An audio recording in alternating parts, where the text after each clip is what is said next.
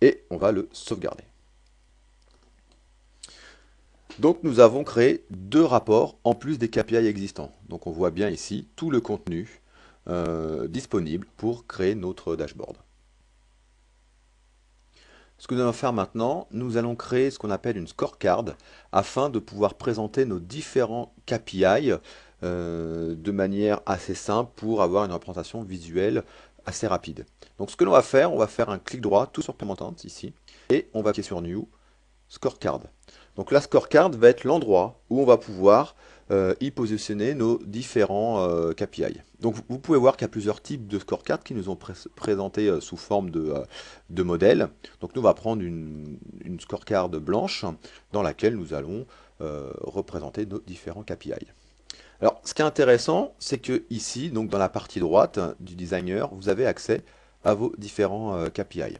Donc ce que l'on va faire, on va prendre un KPI, donc on va prendre le Sales Discount, que l'on va rajouter directement sur notre scorecard. Alors, ce que l'on peut faire ici, et là c'est extrêmement intéressant, c'est que l'on peut ensuite coupler nos KPI avec les dimensions, par exemple, de notre source de données, et en l'occurrence ici de notre cube. Donc ce que l'on veut faire ici, par exemple, c'est dire, j'aimerais voir toutes les remises qui ont été faites par channel.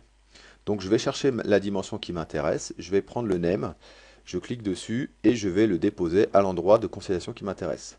Donc comme vous pouvez voir, ici en bleu va apparaître les différents endroits où je peux rajouter ma dimension, soit en tant que parent, soit en tant qu'enfant, etc.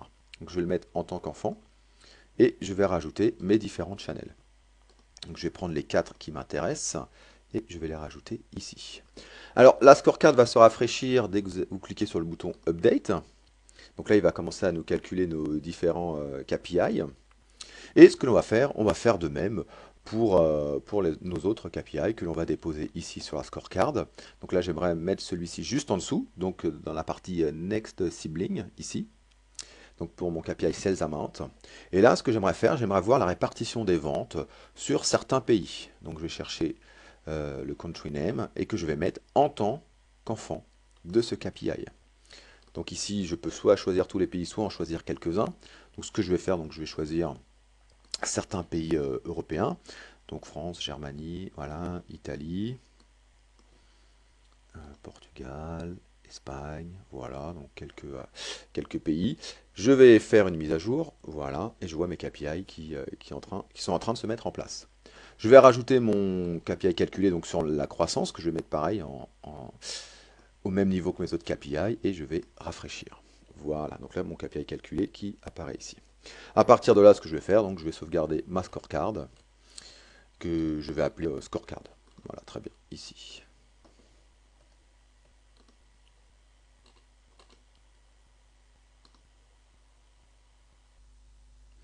Nous allons maintenant créer ce qu'on appelle un dashboard afin de présenter l'ensemble des informations que l'on a créées, c'est-à-dire nos scorecards et nos rapports. Pour rappel, la scorecard est une collection de PI présentée sous la forme qui nous intéresse. Alors pour ce faire, nous allons toujours faire un clic droit sur Performance Content, New, et aller créer ce qu'on appelle ici un dashboard. Alors, ce qui est intéressant, c'est qu'ici, vous pouvez choisir la représentation graphique de votre dashboard, hein, comment vous souhaitez le présenter. Donc, ce qu'on va faire ici, on va prendre quelque chose d'assez classique, on va prendre 2 colonnes.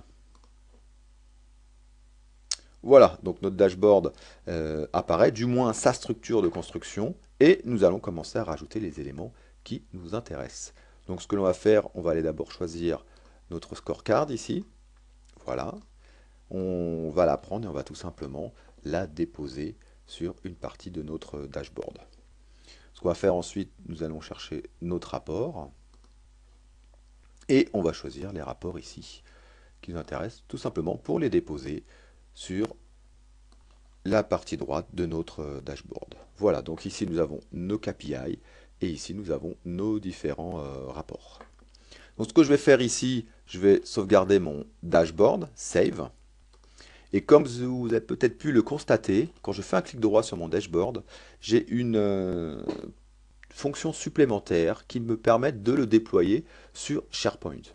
Donc si je clique ici sur Deploy to SharePoint, Il va me demander donc où est-ce que je souhaite déployer mon dashboard. Donc je choisis l'endroit de navigation où je souhaite le déposer et je clique sur OK. Donc là, mon dashboard est en cours de publication et va être publié donc directement sur mon site. Ce qui nous permet très rapidement donc d'avoir une première représentation du dashboard que nous sommes en train de créer. Donc voici par exemple le dashboard dans sa situation finale. Donc vous voyez, hein, donc très rapidement, j'ai pu créer quelque chose finalement d'assez présentable et qui va pouvoir me donner les informations dont j'ai besoin pour faire mes différentes analyses. Maintenant, admettons que vous souhaitez aller un peu plus loin avec ce dashboard et dire bah, si je clique ici sur Sell Discount, je ne vais apparaître que le graphe qui correspond au discount. Si jamais je clique sur Sales Amount, je ne fais apparaître que le graphe correspondant à Sales Amount. Donc ça, on peut le faire très facilement avec le designer. Donc je reviens dans le designer en utilisant ce qu'on appelait les Display Conditions. Donc ici, vous voyez une option qui s'appelle le Display Condition. Donc vous pouvez cliquer dessus et faire un glisser-déposer pour créer une connexion. Lorsque vous déposez le Display Condition donc sur le rapport en question, vous avez une fenêtre qui apparaît, qui s'appelle d'ailleurs Display Condition, sur laquelle vous allez pouvoir mettre vos règles. Donc en fait, ce que vous allez dire bah, tout simplement la source value ici, c'est ce qui est affiché. Donc, lorsque je vais cliquer sur ma partie de dashboard, je vais dire bah, je vais faire apparaître le Sales Discount. Et maintenant, je vais faire la même chose, donc je vais faire un display condition sur mon deuxième rapport qui est sur le sales amount, et je vais demander, dans ce cas-là, me faire afficher donc la partie sales amount. Donc je clique sur OK. Voilà. Et une fois que j'ai fait ça, je n'oublie pas de sauvegarder, donc je fais un clic droit, Save. Et afin de voir le résultat final, je vais faire un Deploy to SharePoint.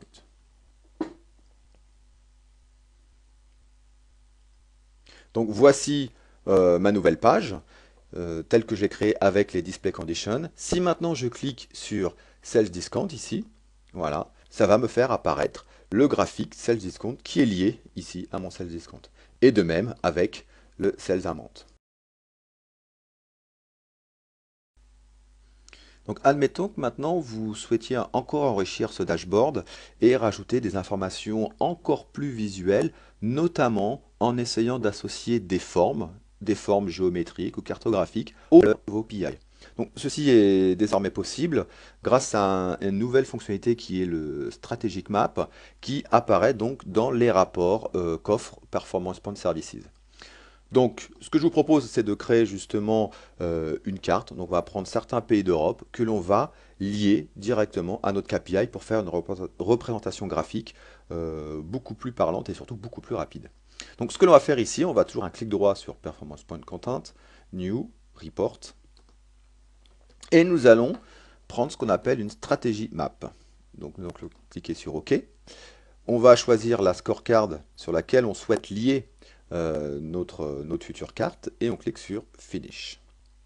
À partir de là, ici, notre rapport arrive, donc on va l'appeler Map pour être sûr de se rappeler que c'est bien un rapport de type carte que l'on souhaite réaliser. Et ce qu'on va faire ici, on va éditer, donc dans l'onglet ici du ruban, nous allons éditer cette stratégie Map.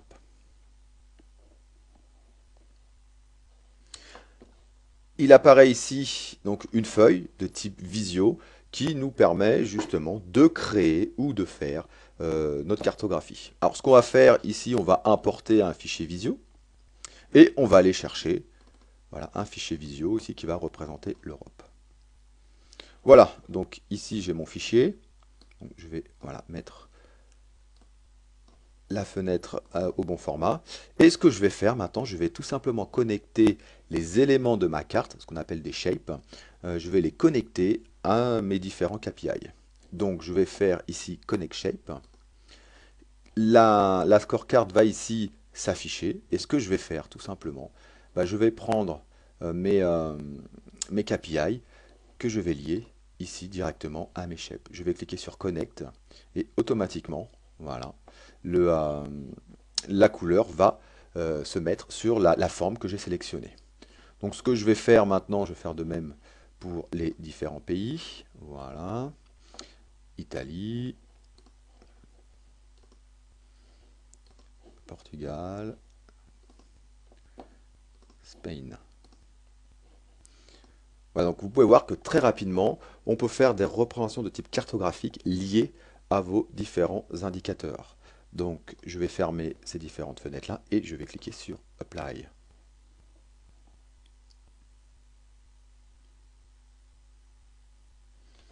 Voici donc mon nouveau rapport de type cartographie qui est directement lié à ma scorecard que j'ai créée précédemment. Ce que je vais faire ici, je vais sauvegarder ce rapport pour pouvoir le rendre disponible dans mon dashboard. Donc ce que l'on va faire maintenant, après avoir créé notre carte, nous allons revenir sur notre board afin de pouvoir présenter cette nouvelle carte directement sur notre site. Donc ce que l'on peut faire, deux options s'offrent à nous. Soit on peut rajouter directement notre carte sur notre dashboard existant, soit on peut utiliser une fonction intéressante qui permet de créer des nouvelles pages à notre dashboard afin de segmenter la présentation de nos informations. Donc ce que l'on va faire ici, on va créer une page à 2 colonnes et on va tout simplement rajouter notre scorecard ici, directement sur la partie gauche, et on va chercher notre rapport de type carte que l'on va rajouter ici sur la partie droite. Ce que l'on va faire maintenant, on va modifier les propriétés de ce rapport afin donc de rajouter une option intéressante qui permet d'inclure la navigation ici directement sous forme d'onglet. Donc la case est déjà cochée, donc ce qui est une bonne chose. Et ce qu'on va faire, on va cliquer directement sur Save. Et comme tout à l'heure, nous allons déployer directement notre dashboard sur SharePoint. Donc là, ici, nous arrivons en page 1. Si je clique sur Sales Discount, mes rapports s'affichent bien lorsque je clique sur les parties de ma scorecard. Et si maintenant je passe en page 2, je vais avoir donc ma nouvelle page ici avec ma scorecard et surtout ma carte qui va être liée aux différentes valeurs de ma scorecard. Donc voilà ce que l'on peut faire très rapidement avec Performance Point Services et avec le designer que je vous ai présenté durant cette vidéo. Tout ça pour vous dire qu'avec SharePoint Server 2010 Entreprise et toutes les capacités BI qu'offre cette solution, on peut rapidement présenter nos informations de façon visuelle, de façon très parlante afin de faciliter les analyses et tout ça avec une présentation sous forme de dashboard au sein d'un site SharePoint.